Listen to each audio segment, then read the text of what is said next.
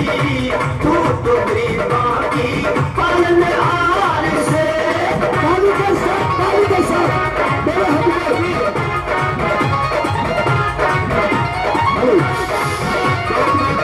बहुत मैं अनुरोध करूंगा आज की जिला स्तरीय कैडर समीक्षा बैठक के मुख्य मेहमान माननीय आकाश आनंद जी आए और आए हुए कार्यकर्ताओं को अपना संदेश देने का काम करें।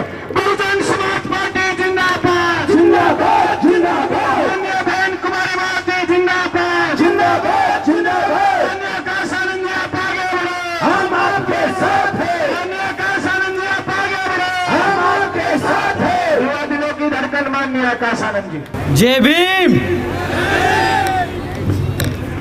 थक गए? काफी समय से आप लोग इंतजार कर रहे हैं, बहुत गर्मी भी है, तो इसलिए मैं आपसे दोबारा नहीं बोलूँगा जय भीम बोलने के लिए।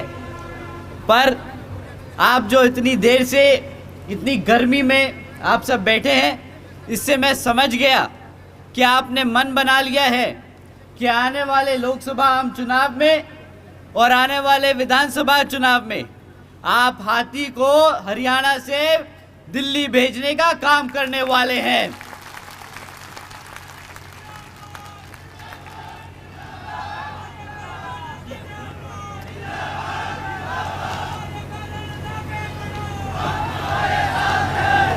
साथियों,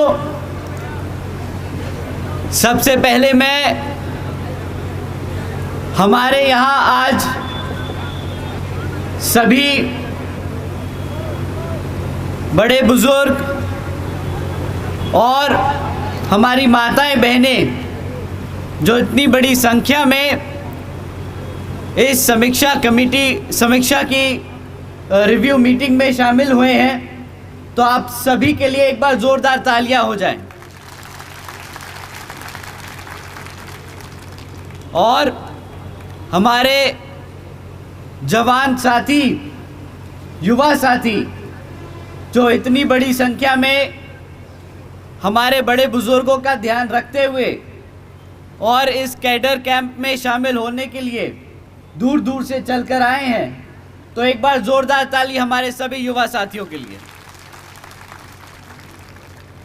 साथियों, ज़्यादा समय ना ज़ाया करते हुए मैं आज अपनी बात शुरू करने से पहले अपने सभी संतों, गुरुओं व महापुरुषों में खासकर महात्मा ज्योतिबा फूले, छत्रपति शाहू जी महाराज, नारायण गुरु, पेरियार रामास्वामी जी, बाबा साहब डॉक्टर भीमराव अंबेडकर जी एवं मान्यवर साहब श्री काशीराम जी को नमन करता हूँ। मान्यवर साहब श्री काशीराम जी की एकमात्र उत्तराधिकारी आदरणीय बहन कुमारी मायावती जी को भी मैं नमन करता हूँ।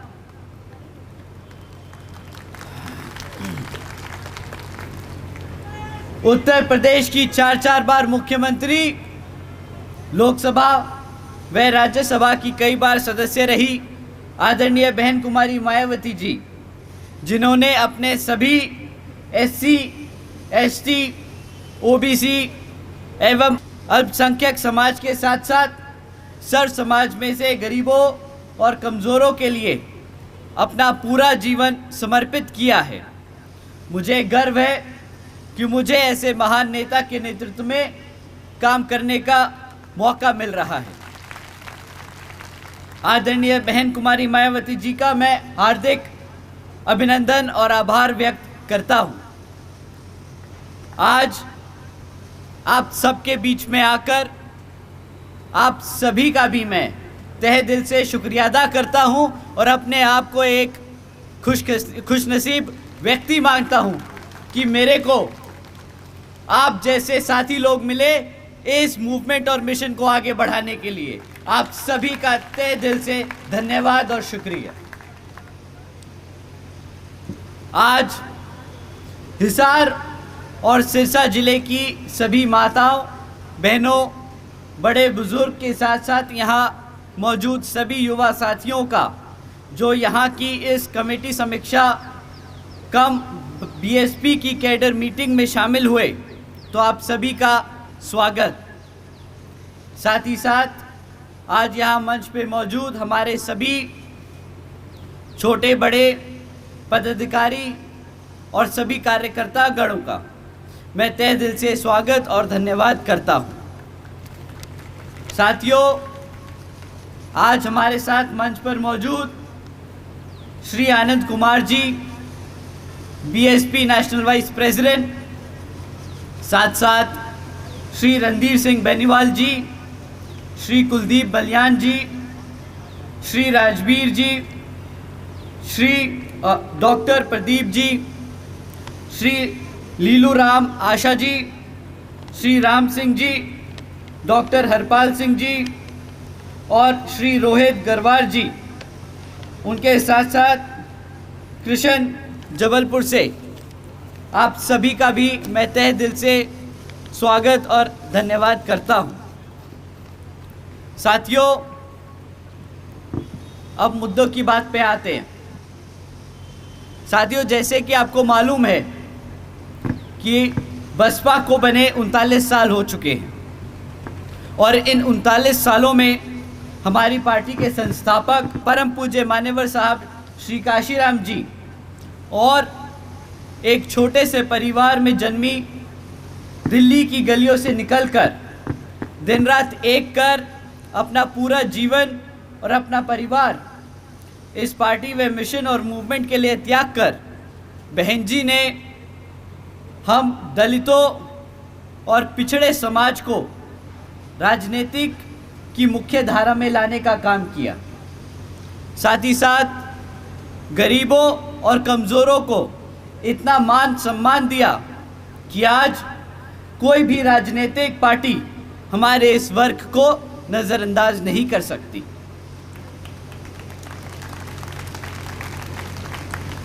साथ ही साथ अल्पसंख्यक समाज को उसके हकों के बारे में जागरूक कर इस भारत में भाईचारे के आधार पर एकजुट कर समता मूलक समाज की स्थापना करने की पूरी कोशिश करी और सर्व समाज को एक ऐसी सरकार देने का काम किया जिसकी कल्पना हमारे गुरु बाबा साहब डॉक्टर भीमराव अंबेडकर जी ने की थी। साथियों, 39 साल पहले ये पार्टी, ये मिशन, ये मूवमेंट मान्यवर साहब जी ने जब शुरू किया था तो आप सब ने उनका बढ़ चढ़कर साथ दिया और आप सब भी युवा हुआ करते थे।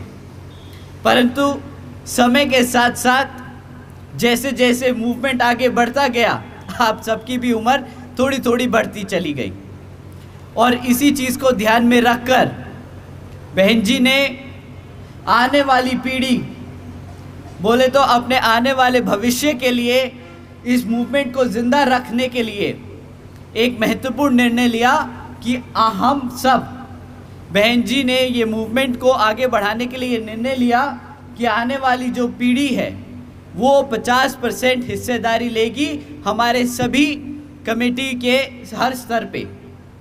तो साथियों, जैसे जैसे मैं आपको बताना चाहूँगा कि आज जितना ज़रूरी हमारे लिए हर स्तर की कमेटी को बनाना है, उतना ही ज़रूरी हमारे युवा साथियों को उन कमेटियों में हिस्सा दिलाना है।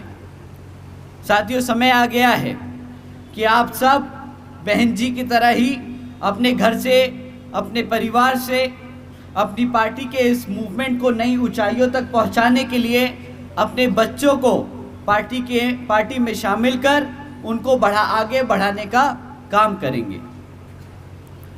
साथियों, जैसा कि आप सबको मालूम है कि अब कुछ ही समय में लोकसभा के आम चुनाव होने वाले हैं और वर्तमान की बीजेपी जेजेपी सरकार आपको गुमराह करने के लिए साम दाम दंड भेद आदि का इस्तेमाल कर सकती है, पर आपको इनकी बातों में ना आकर इनसे इनके कामों के बारे में पूछना है। साथियों, जब आप उनसे इनके कामों के बारे में पूछेंगे तो आपको पता चलेगा कि इनके कामों की लिस्ट बहुत छोटी है और इनकी विफलताओं की लिस्ट बहुत लंबी। पिछले कई वर्षों से बीजेपी जेजेपी की सरकार चल रही है और आज तक भी ना यहाँ गाँवों में पक्की सड़कें बनी, ना यहाँ घरों तक 24 घंटे बिजली पहुँची, ना यहाँ नए स्कूलों का खोलने का काम किया गया, ना यहाँ रोज़गार देने का काम किया गया, और ना ही यहाँ पे जाति और धर्म के आधार पर जो दंगे हो रहे थे उन पे लगाम लगाने का काम किया गया। साथियों, आज भी बीजेपी जेजेपी ने सरकारी नौकरियों में SC ST OBC भर्तियों पर रोक लगाकर रखी है। आपको जानकर हैरानी होगी कि आज भी 1,80,000 से ज़्यादा सरकारी नौकरियां हरियाणा सरकार में खाली पड़ी हैं। आज बीएसपी कहती है कि अगर हमारी आने वाले विधानसभा आम चुनाव में सरकार बनेगी तो जैसे बहन जी ने अपने शासनकाल में यूपी में सबसे पहले आते ही जो सरकारी नौकरियों में बैकलॉग था उसको पूरा किया, उसको भरा, उसी तरह हरियाणा में सरकार बनने पर सबसे पहले बैकलॉग भरा जाएगा।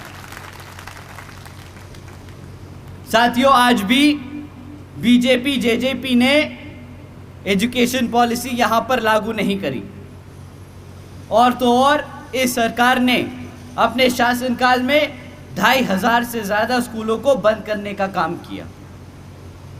साथियों, आज बीएसपी कहती है कि जिस तरह पिछड़े बुंदेलखंड क्षेत्र में बाबा साहब doctor Bhimrao Ambedkar medical college और झांसी में मान्यवर श्री काशीराम जी पैरा मेडिकल ट्रेनिंग कॉलेज की स्थापना की थी, उसी तरह यहाँ पर भी हमारे बच्चों को एजुकेशन में आगे बढ़ने के लिए medical colleges, training centres, senior secondary schools, primary schools की स्थापना की जाएगी। साथियों, जब हमारे बच्चे पढ़ ही नहीं पाएंगे तो कहाँ से नौकरियां ले पाएंगे, और जब अपने नौकरियां नहीं मिलेंगी तो कैसे वो अपने पैरों पर खड़े हो पाएंगे। साथियों, जो इस सरकार ने हमारे बच्चों को पढ़ने से रोका है पिछले 5 से 10 सालों में, इससे इनकी ये जो मनुवादी सोच रखने वाली मानसिकता है वो दर्शाती है। तो आपको इनकी मीठी मीठी बातों में नहीं आना है, इनके ऊंचे लंबे चौड़े वादों को सुन के बहकना नहीं है। इनसे पूछना है कि भाई जो पिछले 10-15 सालों में एजुकेशन पॉलिसी को लेके आप लोगों ने इतना बड़ा मुद्दा बना के रखा है, उसको आज तक आपने ज़मीनी स्तर पे लागू क्यों नहीं किया। साथियों, आप सब जानते हैं कि किस तरह से हमारी आशा वर्कर्स लंबे समय से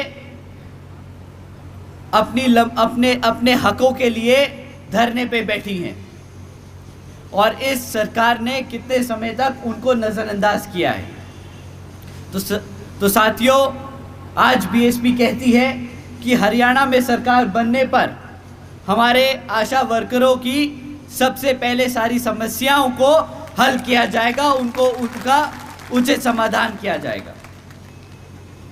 साथियों, ये तो है बीजेपी और जेजेपी के हाल, परंतु राजनीतिक स्तर पर एक और नीच गंदी जो हमारे समाज को एक पिछले 50-60 सालों से दबाने की कोशिश कर रही कांग्रेस पार्टी भी है। साथियों, कांग्रेस पार्टी आपको कभी भी आपके बीच में आकर अपने काम गिनवाने के काम नहीं करेगी।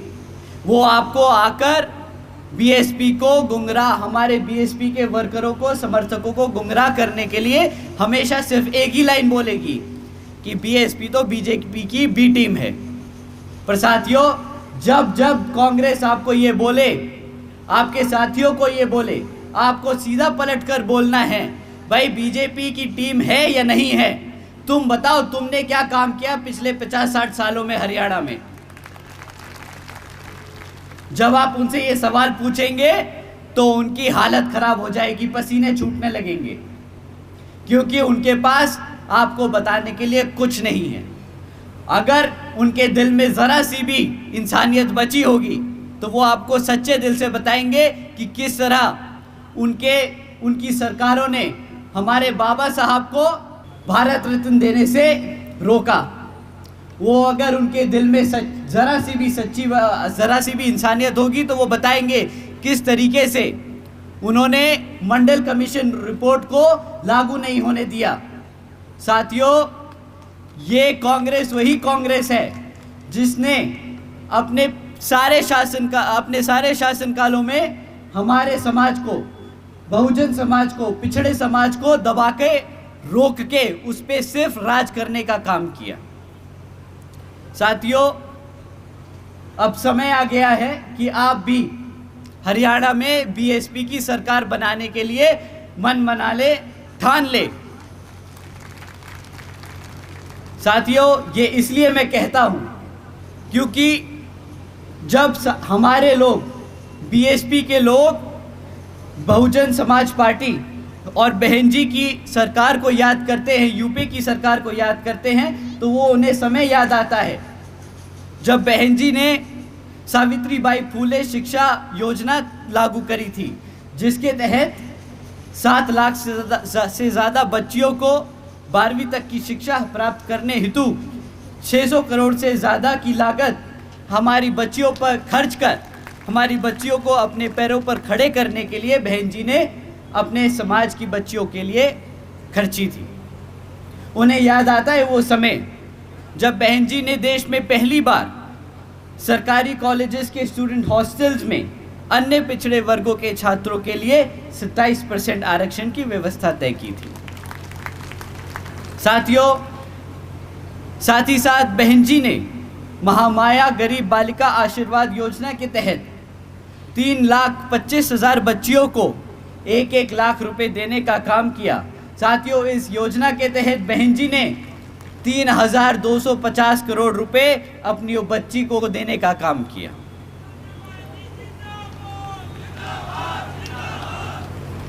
साथियों, बहन जी ने सरकारी नौकरियों के साथ साथ सरकारी ठेकों में भी आरक्षण की व्यवस्था लागू की।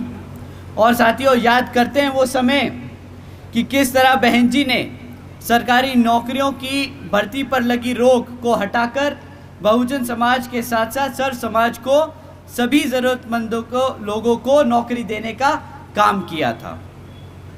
साथियों, बहन जी ने प्रदेश की व्यावसायिक technical institutions, engineering colleges, polytechnic एवं इंडस्ट्रियल ट्रेनिंग इंस्टीट्यूट्स में अन्य पिछड़े वर्गों के लिए 27% सीटों की आरक्षण तय की थी। बहन जी ने कृषि एवं संबंधित कार्यों में मिनिमम वेजेस को 55 रुपये से बढ़ाकर 100 रुपये प्रतिदिन करने का काम किया और अन्य पिछड़े वर्गों के लोगों के लिए क्रीमी लेयर की वार्षिक आय सीमा 3 लाख रुपए से बढ़ाकर 5 लाख रुपए करने का काम किया।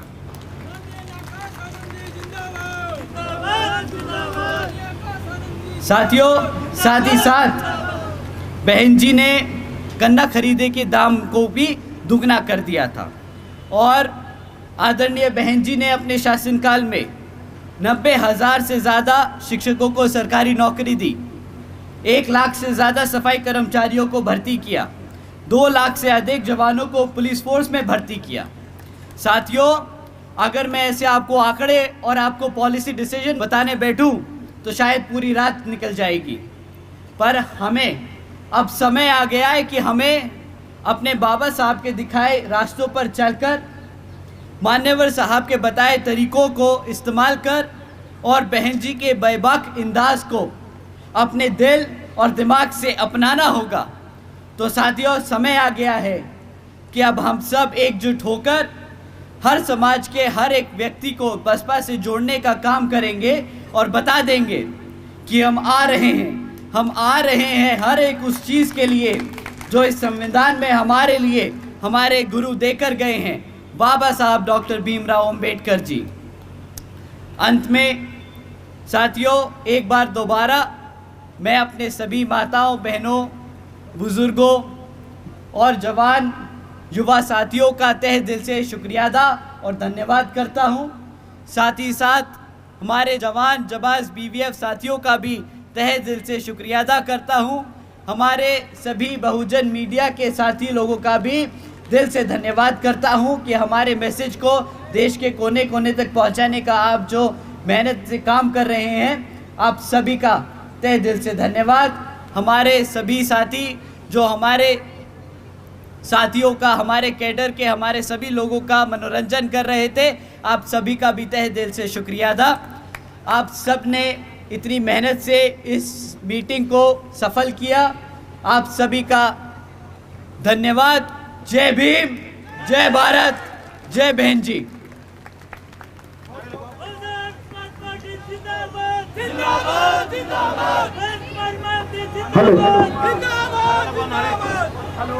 बाबा साहेब अमर रहे, बाबा साहेब अमर रहे, सबका श्रीराम जी अमर रहे, अमर रहे, अमर रहे।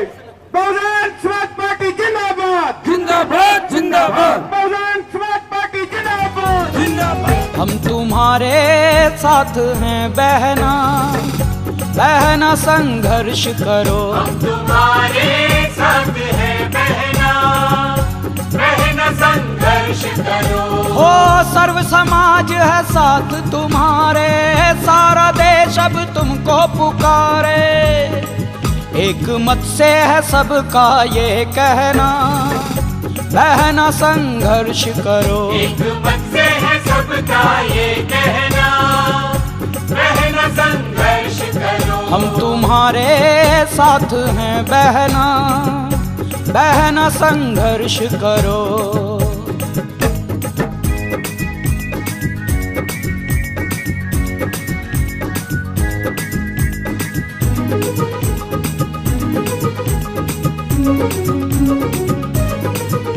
हो आंधी और तूफानों से तुम लड़ती आई हो, कांटों से भरी राहों पर तुम चलती ही आई हो।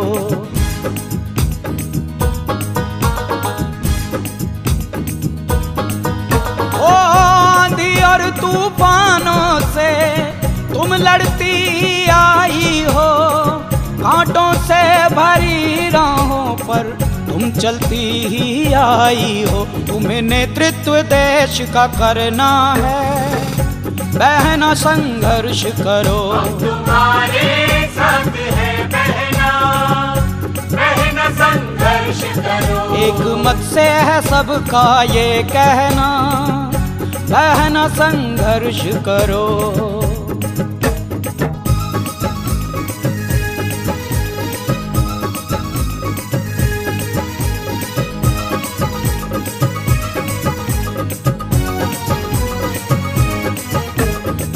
नारी के रूप में तुम देवी बनकर आई हो, परिवर्तन की लहर चलाई, बस तुम ही वो बहना हो।